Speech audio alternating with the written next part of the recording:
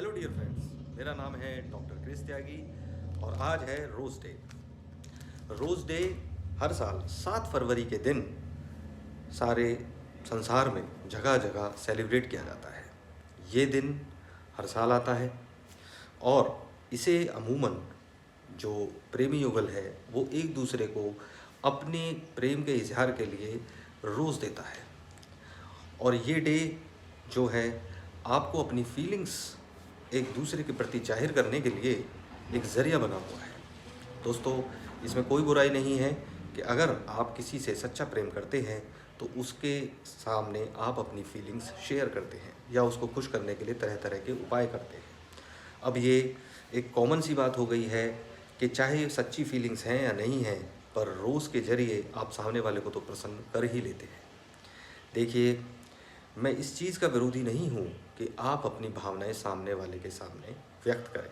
लेकिन ये बात अवश्य है कि आप अपनी सच्ची फीलिंग्स ही अगर व्यक्त करें तो ज़्यादा अच्छा है। झूठे रिलेशनशिप्स के लिए ये सारी चीज़ें इस्तेमाल करना बिल्कुल गलत है। लेकिन दोस्तों, दूसरी दिक्कत ये है कि ये डे ज़्यादातर परिप्रेक्ष्य में जो देखा गया है वो ये कि सिर्फ अनमैरिड कपल्स ही इसको ज़्यादा सेलिब्रेट करते हैं, जबकि मेरा मानना ये है कि शादी के बाद पति और पत्नी के बीच में संबंधों को और प्रगाढ़ करने के लिए, क्योंकि वो जो संबंध हैं वो संबंध सामाजिक तौर पे पूरे जाहिर होते हैं और एक दूसरे से आप रोज़ मिलते हैं, तो उसको और प्रगाढ़ करने के लिए मैं ये कहना चाहता हूँ कि ये पति पत्नी के बीच में ज़रूर सेलिब्रेट किया जाना चाहिए, क्योंकि इससे आपके पार्टनर को बहुत अच्छा फील होता है। अगर पति पत्नी को रोज़ देता है तो उसको पत्नी को बहुत अच्छा लगेगा और ऐसे ही पत्नी अपने पति को रोज़ दे। तो अगर ये सब चीज़ें अगर आप अपनाते हैं तो आपके बीच की रिलेशनशिप और मज़बूत होती है, क्योंकि होता ये है कि आप कई बार जब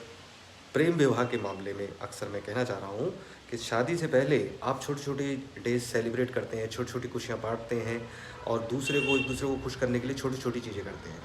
पर धीरे धीरे वक्त के साथ जब आपकी शादी हो जाती है उसके बाद कई बार होता ये है कि आप इन चीज़ों को कैजुअली लेना शुरू कर देते हैं, इग्नोर करना शुरू कर देते हैं। पर परेशानी यही है कि जब आप या तो वो चीज़ें शुरुआत नहीं कर रहे थे, लेकिन अगर बाद में इन सब चीज़ों को आप इग्नोर करते हैं तो वो चीज़ें आपके लिए एक दिक्कत का विषय बन जाती है, क्योंकि कपल्स को एक दूसरे को टाइम देना, एक दूसरे को प्यार देना और अपनी प्यार का इजहार करना बहुत ज़रूरी है। तो मैं मानता हूँ कि आप आगे से ये डेज़ में अपने हस्बैंड वाइफ दोनों एक दूसरे को ये फ्लावर्स या ऐसी चीज़ें शेयर करें।